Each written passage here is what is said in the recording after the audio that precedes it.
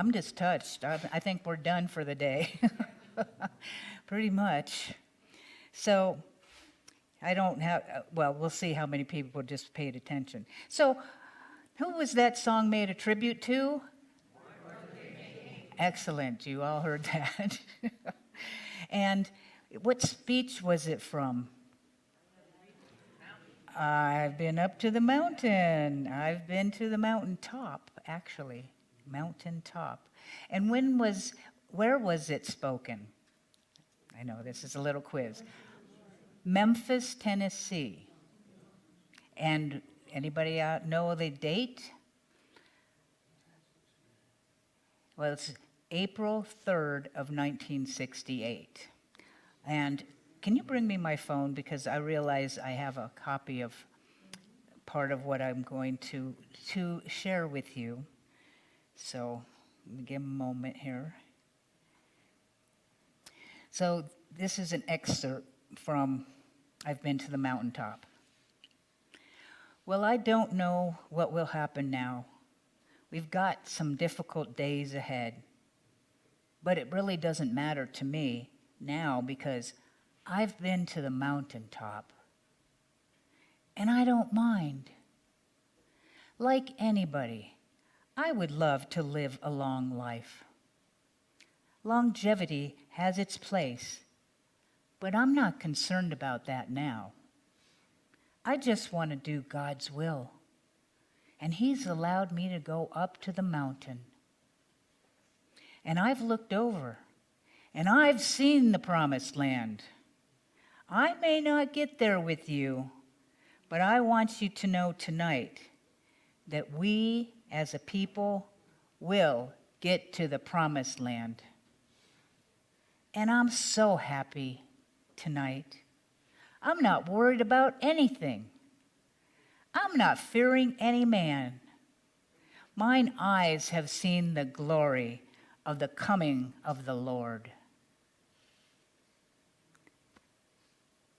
What a amazing man. If you ever look at the history of Martin Luther King, I've shared that in the past, but you can find a lot of information about him. And do you know what happened the very next day? Yeah, he got assassinated very next day, April 4th, 1968. Was he prophetic? He was okay. He was going to be okay no matter what, and he shared that with so much emphasis. So what really caught my attention was the word mountaintop. It doesn't say he went up to the mountain. Well, it does say that, but the word that caught my attention is that he just didn't go to the mountain. He went to the mountaintop. That's very metaphysically minded when you think about what the mountaintop represents and symbolizes: a higher consciousness, a perspective from a higher view. And from that higher view, he could see something. And what was it that he saw from that higher perspective? What was that? The promised land. Very good. Now the question becomes, what was the promised land? Yes, I do have questions today. So what was the promised land? I believe the promised land was his dream. His dream was the promised land, which he spoke of so passionately in the I Have a Dream speech, which he's probably most well known for. I mean, he was famous for a whole lot of speeches. He did so many of them. So in that, what was his dream besides, what was anything that you can say that he represented? Okay, I'll get you. Equality. What else? Emancipation. Freedom. Love. Justice. Desegregation. And I heard the one word, if you had to pick one word that was the summation of I have a dream. What was that one word? You said it. Freedom. Freedom was the main focus. Do you know how many times he used the word free or freedom in I Have a Dream? No. Yeah, tell us. Don't keep us hanging. We don't know. We don't know the answers. You did the research. You counted the free and the freedoms. 15 times in that speech. 15 times. It is the most spoken word in his speech. Now, here's an interesting trivia thing. Did you know that the words I have a dream were not even in the written draft? Okay, no, they were not in that written draft that he worked so diligently on with his team the night before. What happened was that he started to speak spontaneously in the second half of his speech using the phrase, I have a dream, after he was being influenced by a gospel singer who called out to him during his speech, tell them your dream. That's a piece of information I imagine most of us did not have. So I found that fascinating, that it wasn't even there, the word freedom. Not the word freedom, sorry. The word I have a dream. They weren't there. But that took off, and that made the difference. He spoke those words, I have a dream, but not to the effect that he did in that particular speech. So last week, we began a series of talks based on the book that's called The 10 Commitments, Translating Good Intentions into Great Choices. Now, you've all heard the 10 Commandments. Well, we're moving into 10 commitments. And the difference between the commandment and the commitment is that a commandment is something that we are told to do. You're commanded to not kill. You're commanded to not steal. You're being told by an outside influence what to do. You're being controlled by an outer entity. And the churches, a lot of times, wanted to have control over their people. And so it was based off of fear. If you do these things, follow these 10 commandments, you'll go to heaven. And if you don't, you're going hell. Okay, I talked about this last week. A commitment is different because it's internal control. Nobody controls me except me. I can make a commitment. That is where I get to have choice. Nobody can tell me what to do. I make the commitment. I empower myself when I choose to make a commitment to something. So in the beginning, David Simon actually works with Deepak Chopra. And so Deepak Chopra wrote in the foreword that, there it is. Deepak says, in this fascinating and uniquely insightful book, David explores the core tenets of Western spiritual values. He demonstrates how, with a subtle yet powerful shift in perception, the essential truths of the East and the West merge to create a compelling vision for a better world. In the 10 Commitments, David explores the truths of Western society and translates them into a modern vocabulary that transcends their origins in the Western world. So he also says, our beautiful yet delicate planet is at a crossroads. Would you agree? In many ways. We can either continue to relate to each other with a tribal mentality in which we emphasize the distinctions between us, or we can pierce the mask of duality and embrace our underlying unity. So today, the focus is on the first commandment. The first commandment, I am the Lord thy God, who brought you out of the house of slavery. Let me repeat that. I am the Lord thy God who brought you out of the house of slavery. That is the commandment. The commitment that corresponds is I commit to freedom. Okay? I commit to freedom. The first of the 10 commandments proclaims that God freed his people from slavery. This is the essential message of spirituality. Freedom from internally or externally imposed limitations, freedom from bondage. We may not feel enslaved or bound by outer things, but what about your inner world? That's what we're talking about. We're going to that higher perspective. True liberation calls you to free yourself from limiting ideas and habitual behaviors. None of you have a habitual behavior that might be detrimental or not to your highest good. When you live within the constricted views of yourself, you suffocate your creativity, enthusiasm, and joy. Anybody? Maybe? When you move beyond your limitations and expand your sense of identity, exhilaration rises from your depths. Genuine freedom, by the way, is the essential aim of life. We all would love to be free. Yes? Nobody wants to feel confined in any way, externally or internally, but we don't think about this. It is the unspoken goal of every thought you have and every action you take. It is freedom from the conditioning, the freedom from the past, and freedom from the predictable.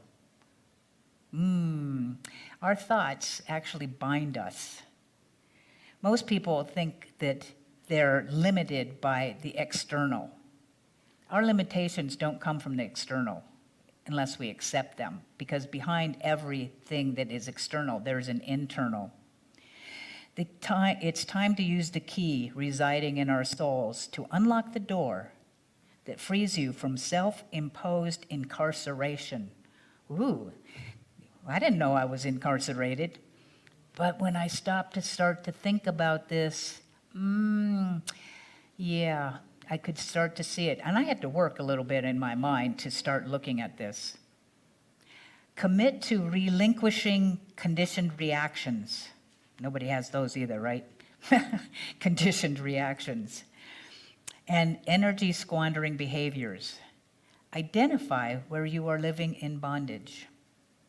So we're going to do a little exercise right here and now, and I'm going to invite you to close your eyes and take a few deep breaths.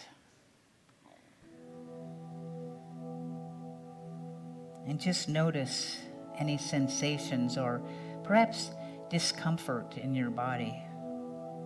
Any place where you might feel constricted.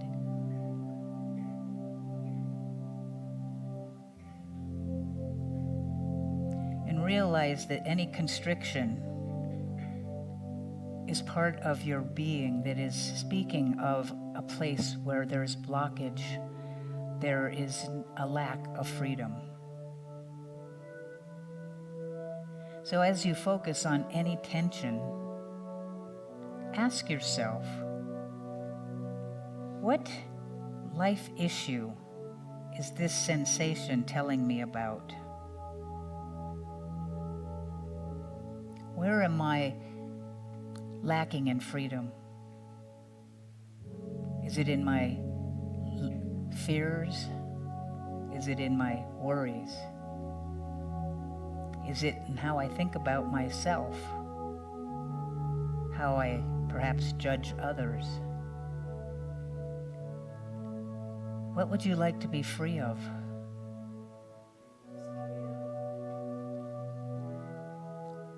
We all have blocks, and it's okay, it's good to recognize where we would long to be free. So just ask your higher power what you can do to create inner peace. What can you do to create inner peace? and free yourself.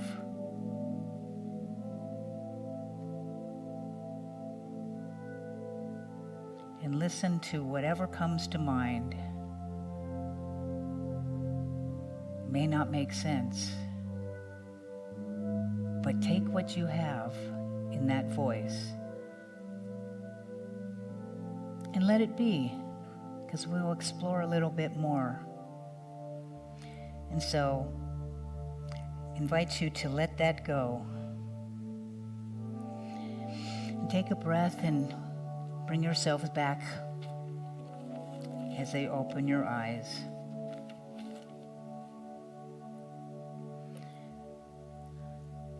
So how many of you could recognize, identify a place that you felt that you could be more free in?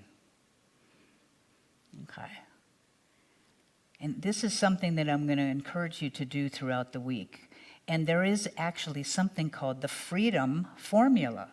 Not invented by me, but in fact, I looked for the person who wrote about the freedom because they didn't put their name on this document that I have, and I Googled it and could not find the author of this freedom formula. So it's 3 A's, and the first thing is to access. You need to identify and write down where you feel blocked. Not just have it in your head. It changes the dynamics when you put it into form. So write down whatever comes to mind. Where are you blocked? Where would you love to have more freedom? And really look at what areas of your life you're not experiencing the full extent of freedom. So you're going to do three things here. You're identifying that, and then you're going to identify what keeps you from feeling freedom. Okay, so you're identifying where you're stuck. Okay, where are you stuck or blocked? And then, what's the feeling behind that? What do I feel? You know, to identify that. And then, ask yourself, what is the thought behind the feeling? It goes into Byron Katie, if you're familiar with her work. What is the thought behind the feeling that I have? I'm not good enough. I don't deserve this. You name it. There's going to be a thought behind your feeling. So you want to access the information by identifying where you're stuck, where you blocked, where that you'd like more freedom, what the feeling is in that experience, and what's the thought behind it. Okay, that's your first A. Your next A is you're going to ask, and we just did this in miniature. The second A is to ask your higher power, your God self, for guidance in how do I become more free in this area? And again, there's 3 different ways that you can do this. You're asking your higher power. Number 1, you can journal. You can ask a question. I am a proponent of writing to your higher power. Dear higher power, whatever name you give it. What is it that I need to do or know or be that I'm not already doing, being, or knowing, in how to be more free? The quality of your question is going to give you the quality of your answer. What is it I need to know, to do, or to be to become more free in this area of my life? Then you stop. Take a breath, close your eyes, and then you write back to yourself. Dear Liz, what you need to know in order to be more free is that you don't already know. Because I'm a know-it-all. I mean, we're all know-it-alls. We know so much. But I don't want to know what I know. I want to know what my higher power knows, or what it knows that I ought to be doing or could do, or to be something that I'm not already being. So journaling is a big way to do this. Now, some of you might not like journaling. There's many methods to be able to ask the question. The next one is sitting meditation. Some of you love to do sitting meditation. And if so, you basically do the same thing, except in your meditation, you focus on the question. you focus on the question in your meditation so that that's the only thing in your mind. Because when you focus on it, something's going to come through either then or later in the day. The third way is conscious awareness. That means you can wash the dishes, take a shower, garden, take a walk, and focus on the question. You can meditate and do this kind of work anywhere. So you can do journaling, you can do sitting meditation, and you can do the conscious awareness. Ask the question while you're washing the dishes. I get more things when I'm doing something pretty routine than not. That just works for me. And when you are doing the sitting meditation or the conscious awareness, I suggest whatever comes to you, you write it down. Okay, you're already writing in the journaling. So write it down because that makes it more concrete and easier to go to part 3. So you've assessed or accessed what it is. Now you've asked your higher power. The third A is the most powerful and transformative. Transformative. Didn't have enough coffee this morning or something. And that means you're going to act. So you can know things and you can access the answers, but without action, how are you going to transcend what you want to have as in a greater sense of freedom? You're asking your higher power, how can I move into a more free? How can I? Spirit's going to give you guidance. That's what Spirit loves to do. It doesn't want to withhold. We just don't have a practice, perhaps, of listening and focusing as much. So I want to know, what is the action? And then you're going to take action based on conscious choice. It is your conscious choice that's going to make the difference. I'm actually doing this practice in a few areas of my life because I have let myself go. You've heard about the exercise. Well, now it's about the eating. and I have chosen consciously to what I can do differently to feel better in my body. And I'm making that choice. And I also suggest accountability. I suggested this last week because it's easy to fall off and when you're creating a new habit or something for yourself. Have an accountability partner you talk to once a week. Maybe you do the practice together, especially if you're a couple. It could happen in that way, that we're both going to do journaling about something. So, by committing to freedom, we break free from our limiting beliefs. We break free from our doubts. How about our worries, right? And your fears. Commit to freedom, and we break free of conditioned responses attached to outcomes, fear-based thinking, the need for approval. Committing to freedom, we are free from the past and the predictability of what we think is going to happen tomorrow. Anyone willing to commit to freedom and break the chains that are holding us back? Good. Well, I have a video that I would like to show you in closing. So let's see. Our production crew is going to show this, and I think we're free of any obstructions as this comes down. Okay, then. Can you see okay? I can move that. So Maybe even though we face the difficulties up the sound, of today please. and tomorrow, I still have a dream. It is a dream deeply rooted in the American dream. I have a dream that one day this nation will rise up and live out the true meaning of its creed. We hold these truths to be self-evident, that all men are created equal.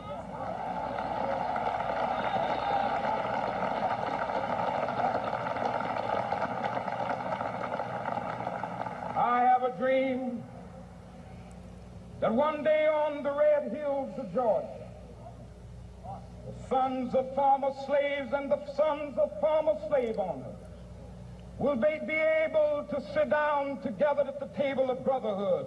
I have a dream that one day Even the state of Mississippi, a state sweltering with the heat of injustice, sweltering with the heat of oppression, will be transformed into an oasis of freedom and justice. I have a dream that my 4 little children will one day live in a nation where they will not be judged by the color of their skin, but by the content of their character. I have a dream today.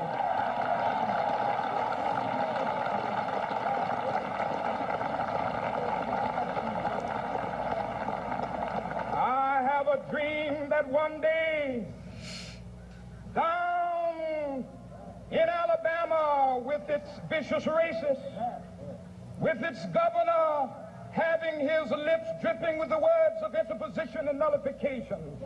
One day right there in Alabama, little black boys and black girls will be able to join hands with little white boys and white girls as sisters and brothers. I have a dream today.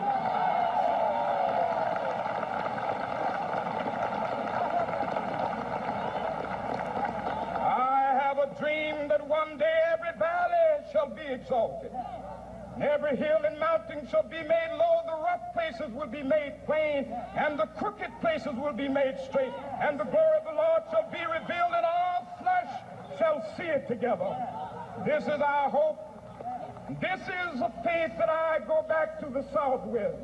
With this faith, we will be able to hew out of the mountain of despair a stone of hope. With this faith, we will be able to transform the jangling discords of our nation into a beautiful symphony of brotherhood. With this faith, we will be able to work together, to pray together, to struggle together, to go to jail together, to stand up for freedom together, knowing that we will be free one day. This will be the day. This will be the day when all of God's children will be able to sing with new meaning, my country, tears of thee. Sweet land of liberty, of thee I sing. Land where my fathers died, land of the pilgrim's pride. From every mountainside, let freedom ring. And if America is to be a great nation, this must become true. And so let freedom ring. From the prodigious hilltops of New Hampshire, let freedom ring. From the mighty mountains of New York, let freedom ring. From the heightening Alleghenies of Pennsylvania, let freedom ring. From the snow-capped Rockies of Colorado, let freedom ring. From the herbaceous slopes of California. But not only that, let freedom ring from Stone Mountain of Georgia. Let freedom ring from Lookout Mountain of Tennessee. Let freedom ring from every hill and molehill of Mississippi, from every mountainside. Let freedom ring, and when this happens, and when we allow freedom ring, when we let it ring from every village and every hamlet, from every state and every city, we will be able to speed up that day when all of God's children, black men and white men, Jews and Gentiles, Protestants and Catholics, will be able to join hands and sing in the words of the old Negro spiritual, free at last, thank God Almighty, we are free at last.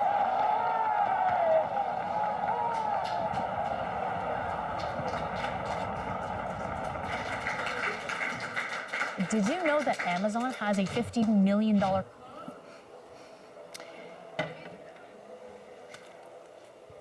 So, I invite you to repeat after me. Free at last. Free at last. Thank God Almighty, we are free at last. Because we are committed to freedom.